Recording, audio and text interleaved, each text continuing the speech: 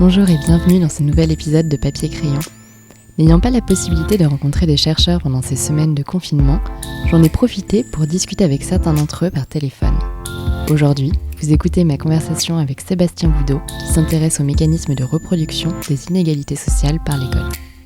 Donc je m'appelle Sébastien Goudot, je suis maître de conférences en psychologie sociale à l'université de Paris, anciennement Université Paris Descartes, au laboratoire donc de psychologie sociale, qui s'intéresse à la question en fait des menaces sociales, environnementales et de leur influence en fait sur le fonctionnement psychologique et notamment comment en fait ces menaces entraînent une régulation des émotions, des cognitions et des comportements individuels. Et donc moi au sein de ce labo, je m'intéresse plus particulièrement en fait à l'influence des contextes, des situations scolaires en fait sur l'apprentissage et les performances d'une part, et puis d'un autre côté aussi au rôle de ces situations dans la reproduction des inégalités.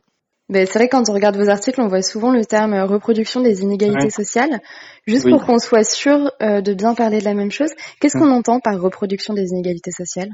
Alors, reproduction des inégalités sociales, c'est cette idée en fait ça renvoie au fait que l'origine sociale est aujourd'hui et reste aujourd'hui en fait le plus fort prédicteur en fait des parcours et des performances scolaires.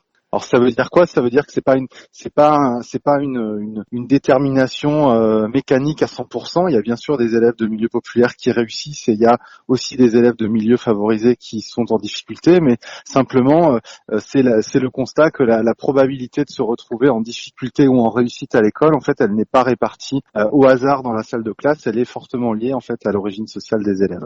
Alors il y a d'autres facteurs qui prédisent la réussite, il y a le genre, mais de façon un petit peu plus complexe, puisqu'on sait que les filles réussissent mieux que les garçons dans les premières années de la scolarité, et puis après il y a une inversion à partir du collège et du lycée, surtout dans les domaines scientifiques. Il y a encore d'autres facteurs comme la position dans la fratrie, le mois de naissance, mais c'est vrai que de toutes ces variables explicatives, c'est vraiment l'origine sociale qui prédit le plus en fait les performances. En fait, cette reproduction, elle s'observe au niveau national, puisque si on regarde les données qui sont mises à disposition par le ministère, que ce soit les évaluations nationales de CP, que ce soit en fait les résultats au brevet, au baccalauréat, on a en fait ce lien très fort. Et après, effectivement, ça peut aussi se retrouver en fait à l'échelle des établissements, avec bien sûr des établissements où ce poids est plus ou moins important. Et qu'est-ce qui fait qu'il y a des établissements dans lesquels ce point est important et d'autres dans lesquels il l'est moins ? Alors c'est une question un petit peu complexe. Il y a sans doute plein de choses qui rentrent en compte. Peut-être il faudrait que je dise un petit peu avant de répondre à cette question en préambule, c'est que en fait ce que je dis justement au début du bouquin, c'est que en fait le phénomène de reproduction il est complexe et il est pluridéterminé. C'est-à-dire qu'il y a bien sûr plein de variables qui ont une influence. Il y a des variables purement économiques. Par exemple, les phénomènes de carte scolaire. Vous voulez faire une grande école, vous voulez faire l'ENS, on sait très bien que le fait d'habiter dans le 5e arrondissement et de faire les lycées parisiens qui sont autour dans le quartier de l'ENS, ça augmente les chances d'être pris à l'ENS. Donc il y a des variables comme ça purement économiques, et que en fait les travaux de psychologie sociale, c'est un angle particulier qui s'intéresse en fait au poids des situations et au poids des contextes dans la reproduction. Et donc, il y a un ensemble de travaux qui identifient plusieurs facteurs contextuels qui peuvent avoir un poids. Et ces facteurs, ils peuvent caractériser plus ou moins les établissements. Il y a par exemple le côté l'effet de la sélection et de la compétition. On sait que plus les contextes sont compétitifs, plus ils sont sélectifs et plus ils sont défavorables en fait aux élèves de classe populaire. Ils sont aussi plus défavorables aux filles qu'aux garçons. D'ailleurs, il y a des travaux similaires qui montrent que les effets qu'on observe sur l'origine sociale, on les retrouve aussi sur le genre. Voilà, vous avez des effets autour de moi. Mes travaux, ils portent beaucoup sur la comparaison sociale, les contextes qui créent beaucoup de comparaisons sociales entre les élèves. On sait que ça peut en fait influencer ça peut jouer un rôle dans la reproduction. Et ça influence comment, du coup, cette comparaison sociale ? Alors ça influence comment ? C'est en lien avec un peu ce qu'on disait en introduction sur le mindset, c'est-à-dire que en fait il y a une croyance très répandue dans notre société qui est que en fait la performance scolaire reflète les capacités individuelles et que ces capacités seraient plutôt fixes. Et donc quand on arrive à l'école en étant moins familiarisé d'un ensemble de savoirs, de compétences de par sa socialisation, par exemple, voilà, vous êtes un élève de milieu populaire, vous arrivez en CP, eh bien vous avez la probabilité qu'on vous emmène au musée, qu'on vous lise des livres, qu'on vous emmène souvent à la bibliothèque, elle est plus faible que dans des milieux plus favorisés. Et toutes ces pratiques-là, emmener au musée, à la bibliothèque, lire des livres, jouer avec les enfants pour développer des compétences, c'est des pratiques qui sont plutôt développées dans les milieux classe moyenne, classe favorisée, beaucoup moins dans les milieux populaires. On sait que ce type de pratique, ça va en fait amener les élèves à être davantage familiers des attentes, des savoirs scolaires. Et donc vous êtes un élève de milieu populaire qui arrive en CP, en fait en ayant moins ce capital culturel, vous allez être en comparaison en fait avec des élèves qui eux arrivent avec une longueur d'avance parce que justement ils sont déjà familiers d'un ensemble de pratiques, de connaissances, de compétences. Et ce phénomène de comparaison peut amener les élèves à penser en fait qu'ils sont moins intelligents, moins compétents que les autres. Et on sait qu'il y a tout un tas de travaux en psychologie qui montrent que se sentir moins compétent, moins intelligent que les autres, ça crée une charge cognitive, une charge mentale en fait qui empêche de bien apprendre, puisque vous allez être davantage focalisé sur la gestion de ce sentiment de menace que plutôt sur la tâche que vous avez à réaliser. Et ces mécanismes de reproduction sociale, du coup, ils vont changer au fur et à mesure que les élèves grandissent. Parce que là, du coup, on parle de l'entrée, par exemple, à l'école. Est-ce que ces phénomènes, ils se retrouvent toujours en primaire, puis au collège et au lycée? Ou est-ce que ces mécanismes de reproduction sociale, ils vont changer au fur et à mesure de la scolarité? Alors, il y a des choses qui sont communes, je pense, à l'ensemble de la scolarité. Par exemple, les travaux sur le phénomène qu'on appelle la menace du stéréotype. C'est le poids des stéréotypes sociaux sur en fait la performance intellectuelle. Vous êtes dans une tâche difficile qui est censée évaluer vos capacités. Le fait d'appartenir à un groupe réputé moins compétent, eh bien ça va vous menacer, ça va être consommateur de ressources cognitives. Vous allez moins bien réussir. Ces stéréotypes, ils sont à l'œuvre en fait à tous les niveaux de la scolarité. Il y a d'ailleurs des études qui montrent que dès le CP, on peut mettre en évidence ces phénomènes de menace du stéréotype. Après, il y a des mécanismes qui vont être différents en fait, sans doute selon les âges. Par exemple, les effets de la sélection, on les retrouve plus en fait après la scolarité obligatoire, c'est-à-dire qu'à partir du moment où il y a effectivement des épreuves de sélection pour rentrer dans certaines filières, et puis maintenant donc à l'université, ça c'est des phénomènes qui sont plus présents dans les années supérieures. Après, les effets de comparaison, ils existent à tous les niveaux. Maintenant, on sait que plus on avance dans les études, moins les étudiants de classe populaire sont représentés.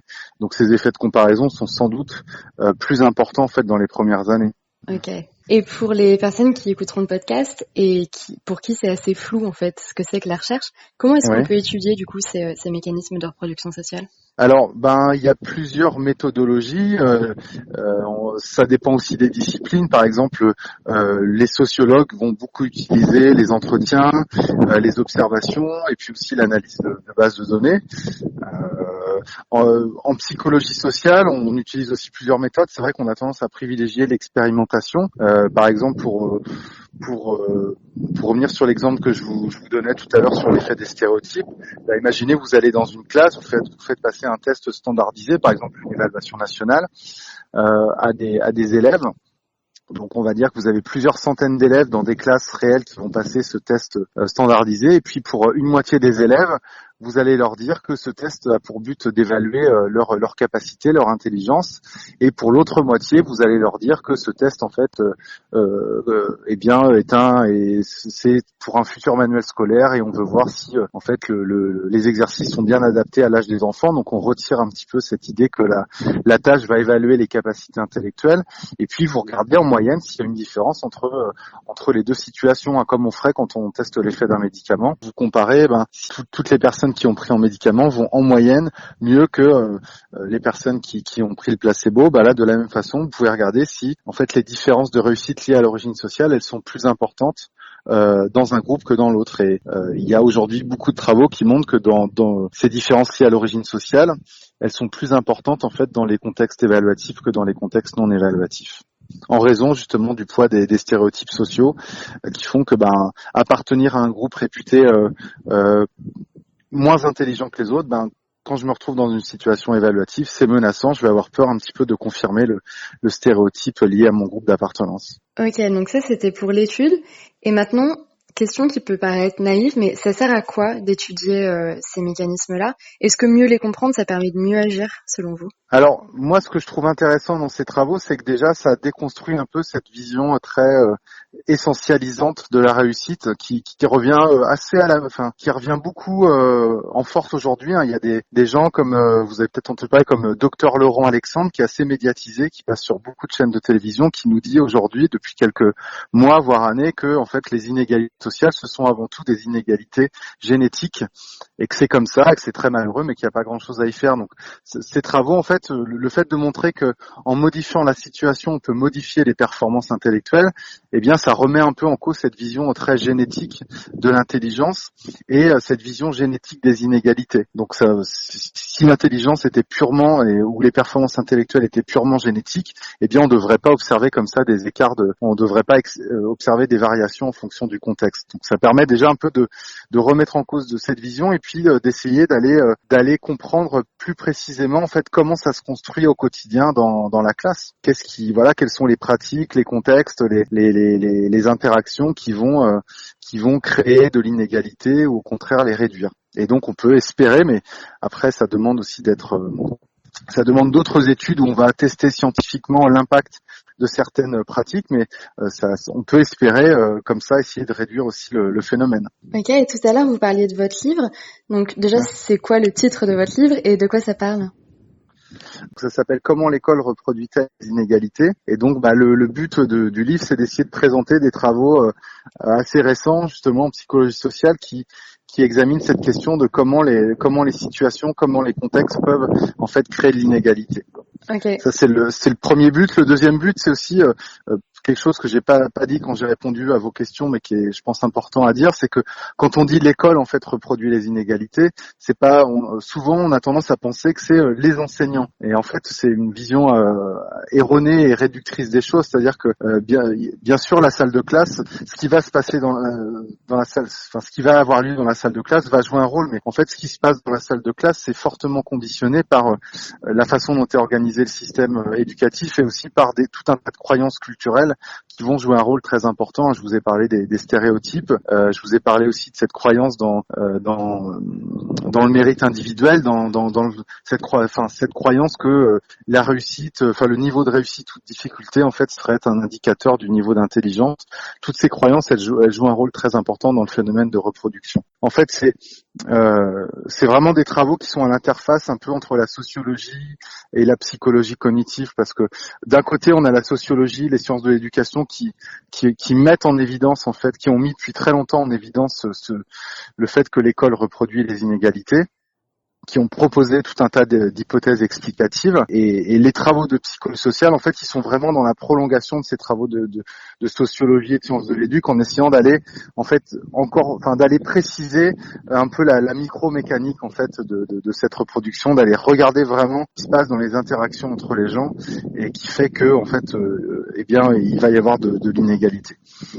Et puis c'est aussi à l'interface avec la psychologie cognitive, puisque on parle beaucoup aujourd'hui d'utiliser les travaux en sciences cognitives pour former les enseignants, et c'est vrai que c'est important quand on est enseignant d'avoir des connaissances aussi sur comment fonctionne en fait le système cognitif, qu'est-ce qui se passe dans la tête d'un élève qui apprend à lire, mais on parle très peu du poids des situations et des effets de comment certains contextes peuvent en fait modifier ces processus cognitifs.